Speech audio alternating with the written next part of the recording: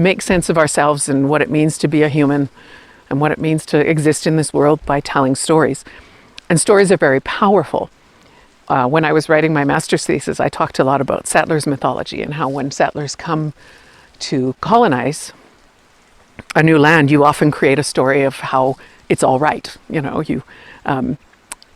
there weren't anyone here you were misplacing, or there was gold here and they weren't taking it, or people weren't farming the land, or, you know, you create this sort of way of, we all do it all the time, of justifying our behavior based on the stories we tell. And when I first started interpreting here, you know, we really were in a much more colonial mindset, and we did tell stories in a very specific way from a very specific perspective. And when you stick at a thing as long as I do, you know, you start to realize, well, boy, we've been telling these stories from a very, you know, specifically white male settler perspective for so long that it's become a habit.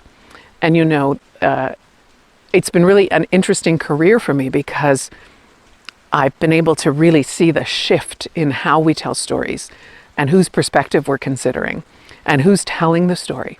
So even when, you know, I was thinking about coming and talking to you today, I was thinking about how I told the fire story in 1993 and how really it was, I didn't really include Miss Wilson in it that much. I just told the story as it had come down to me and I had learned it. And how, as I worked here, I started to realize, like, what I have, my secret weapon, my superpower, is Miss Wilson.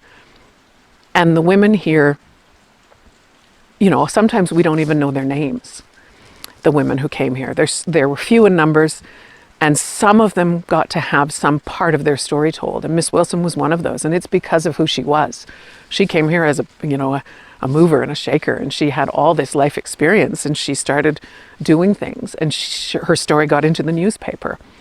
And her voice is one of the few voices of females in the gold rush that we have, and we really don't have very much of her actual voice. She didn't write much down about her experiences here, but we know who she was because she was always doing the theater and the library, and she was in the newspapers. And so I started really telling the stories as much as I could directly from her perspective. Michelle and I, Michelle Leifertz, who plays Mrs. Hodgkinson, we worked really hard on doing a section of the town tour about prostitution and telling it from the perspective of two women who were here in the gold rush who weren't prostitutes, but who are really tired. We got really tired of hearing visitors come and have that be something that they treated as really funny and a joke. And we thought, you know, we really want the women who were here working as prostitutes to have someone speaking for them from a place of respect and care. So I think it's really important to keep telling these stories because we have a chance to re-examine them and reinterpret them and to give voice to people who not only were silenced in their time, but in some ways were silenced in the early years of museum work. You know, they continued to be a side story. We still have the Chinese interpretation program and the original peoples program and then the interpretation program. We still have these things that we relegate to side stories. And I think the more we tell these stories, the more we broaden it up and realize this is all one story. And we need to respect everyone's part in it. You know, at the end of my town, near the end of my town tour, I say, I have told every story I've told you this morning from the perspective of a European woman who comes to a gold rush, but these stories alter significantly if they're told from the perspective of someone whose land has had a gold rush forced upon it.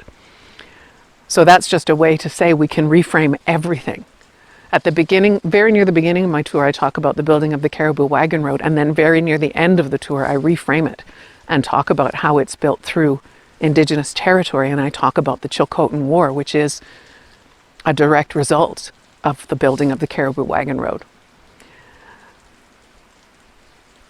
History is doomed to repeat itself, as we know, so one of the reasons it's important to tell these stories is to keep that in perspective.